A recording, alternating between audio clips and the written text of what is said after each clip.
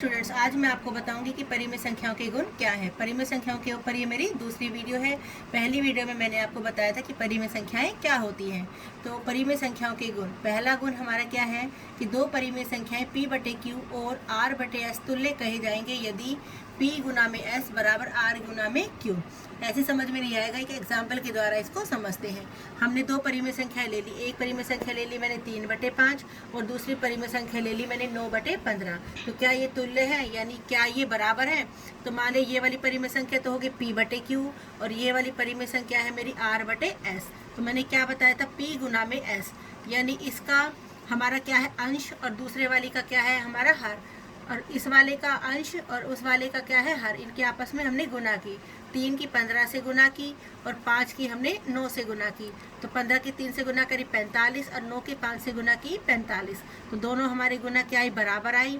तो इसका मतलब 3/5 और 9/15 हमारी तुल्य परिमेय संख्याएं हैं, यानी ये दोनों एक जैसी हैं, या ये कह सकते हैं कि ये दोनों परिमेय संख्याएं हमारी आपस में बराबर है। एक और उदाहरण से समझते हैं, 3/4 और 5/6 क्या ये तुल्य परिमेय संख्याएं हैं? ये मान लो हमारी p/q है और ये हमारी r/s है। इसका अंश क्या है 3 और इसका हर क्या है 6। 3 और 6 की गुना की कितना आया, 3 6 18। इसका अंश क्या है 5 और इसका हर क्या है 4। 4 और 5 की गुना की तो हमारा कितना आया 20। अब 18 और 20 हमारे बराबर नहीं है, इसका मतलब ये दोनों परिमेय संख्याएं हमारी तुल्य परिमेय संख्याएं नहीं है।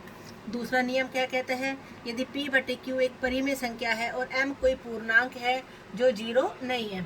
मान लो p/q हमारी कोई पूर्ण परिमेय संख्याएं हैं, p की हमने किसी m से गुना की और q की भी हमने उसी m से गुना की, यानी जितने से हम ऊपर गुना कर रहे हैं उतने से ही हम नीचे गुना कर रहे हैं, तो भी हमारी एक तुल्य परिमेय संख्या आती है। कैसे? उदाहरण के लिए 3/5 के तुल्य परिमेय संख्याएं लिखिए। हमारी परिमेय संख्या क्या दी हुई थी, 3/5। अगर मैं 3 के ऊपर 2 से गुना करती हूँ और नीचे 5 भी मैं 2 से गुना करती हूँ तो मेरा कितना आया, 2 तिया 6, नीचे कितना आया 2 पंजे 10। तो ये जो 6/10 है ये हमारा 3/5 की क्या है, तुल्य है। एक और देखते हैं, 3/5 अगर मैंने ऊपर 3 से गुना की तो नीचे भी कितने से गुना की, 3 से। 3 तिया 9, 3 पंजे 15, यानी 9/15 भी 3/5 की क्या है, हमारे तुल्य है। 3/5 के अगर हम एक और तुल्य परिमेय संख्या निकालें, मानो मैंने ऊपर घटा 4 से गुना किया तो नीचे भी कितने से गुना किया, घटा 4 से।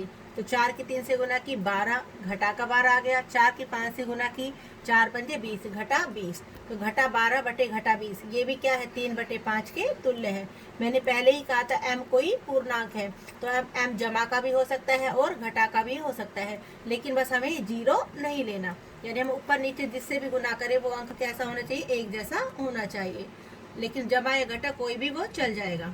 अगला नियम है, यदि p/q कोई परिमेय संख्या है और m कोई एक साझा भाजक है। अभी हमने गुना के लिए पढ़ा था, ऐसे ही p/q की अगर हमने ऊपर m से भाग की और नीचे भी हम फिर कितने से भाग करेंगे, m से, तो भी हमें क्या होगा, एक परिमेय संख्या ही प्राप्त होगी। जैसे कि 6/4, इसके तुल्य परिमेय संख्या निकालो। 6/4 को मैंने ऊपर 2 से भाग किया तो नीचे भी कितने से भाग किया, 2 से। तो 6 को 2 से भाग किया 3 आया, 4 को 2 से भाग किया 2 आया। जो 3/2 आया ये 6/4 के क्या है, तुल्य है।